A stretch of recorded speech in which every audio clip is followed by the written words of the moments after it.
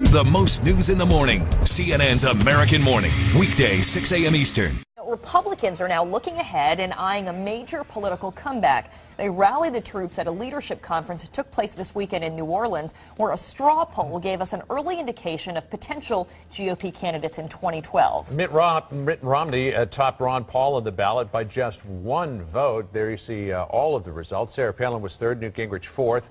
Both well back of the front runners, though. Congressman Ron Paul joins us this morning now from Clute, Texas. Congressman, great to see you this morning. Thanks so much for being with us. Thank you. Thank you, John. Nice to be with you. Over the weekend, we heard a little bit of back and forth and difference of opinion between Newt Gingrich and Sarah Palin about whether or not the Republican Party should be the party of no. Newt Gingrich saying you can't be the party of no, you got to be the party of yes. You got to tell people what you're for. Sarah Palin saying no, it's okay if you don't like something to say no. Where do you, Congressman, come down on that? I agree with them both. You don't like something, you say no. But usually there's an opposite to no. You're saying yes to something. So I have to say no a lot to most of the legislation in Washington, but I am saying yes to the Constitution and to the principles of liberty. So in a way, they're both right. I don't think there's too much of a disagreement there. Right, but I think what Newt Gingrich seemed to be saying was that, you have to sort of stand for something that you can point to. Maybe it's legislatively, maybe it's just on principle, standing up and explaining, because I think right now, obviously, when you're the minority party in Congress, it's harder to show, this is what we want to get done. So what do you do? What's your role as the minority party in Congress when it comes to trying to let people know what you stand for? Well, I think that's the goal, and of course that's been my goal all along. Some people say that when you're in the opposition, all you do is knock down the other side because they're doing badly, and you'll pick up the pieces, and then you'll tell them, because if you tell them specifically what you believe in, they'll start challenging you, though. But if you really believe in something and you believe it's correct, you should come across with saying, this is what I believe in. I believe in sound money. I believe in non-interventionist foreign policy. I believe in civil liberties. I believe in the free market. So that's all yes.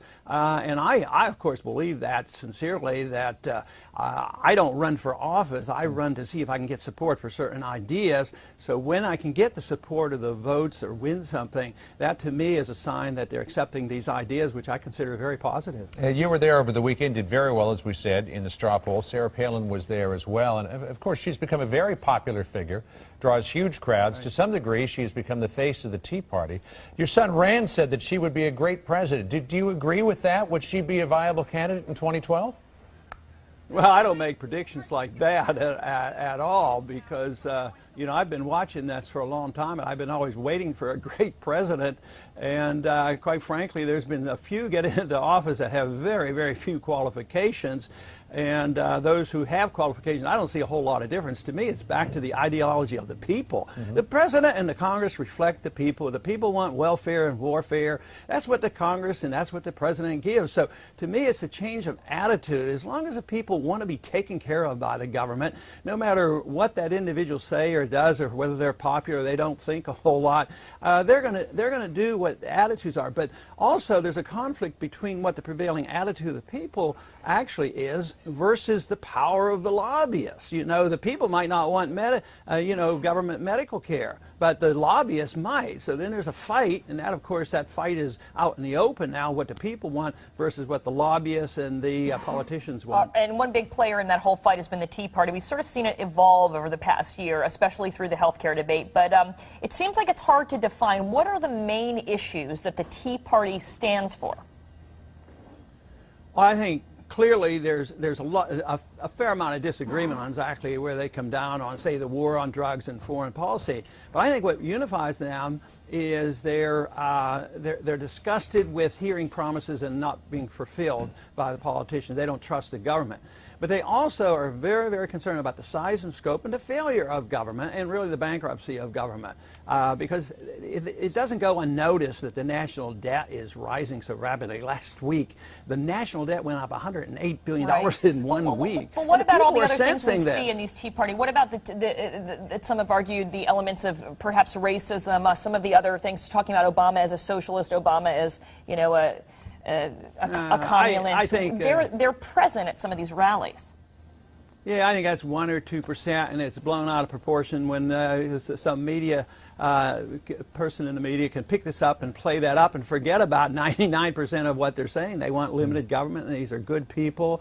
And yes, there are elements like that both on left and right, but I don't think that's their theme at all. But you know, there's always risk in politics, whether you're on the left or right, of people who will join you for ulterior motives, and they tend to want to discredit you. And that's why the individual who are presenting the case has to present the issues. I have to defend my views. I can't defend the views of everybody whoever shows up at one of my events, because that'd be impossible. I mean, we don't screen people.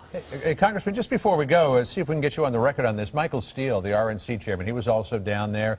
Growing number of people calling for his resignation, saying that he's not the best person to be leading the party. What are your thoughts on that? Should he step down? I don't think so. You know, I think he's doing a pretty good job compared. I mean, there's some blunders, but once again, it might be a little lack of control of some of the people that work for him, and it did something. I don't think he was personally involved, but it's a big operation. He's been winning some elections, and so you've got faith? He's raised a lot of money. So anyway, he's the first Republican chairman has had, you know, at least reached out to me, at least would talk to me. You know, generally the Republican leadership don't want to have anything to do with me, and they don't want to have anything to do with the Ron Paul people. They should be looking to us and saying, why don't we help these young people who are so anxious and interested in what I'm talking about? Maybe they can be and should be in the Republican Party instead of being excluded. He's reached out, and he has imperfections. He's admitted those. We all have those. But to kick him out of office right now, that's not going to happen. It wouldn't make any sense as far as I'm concerned.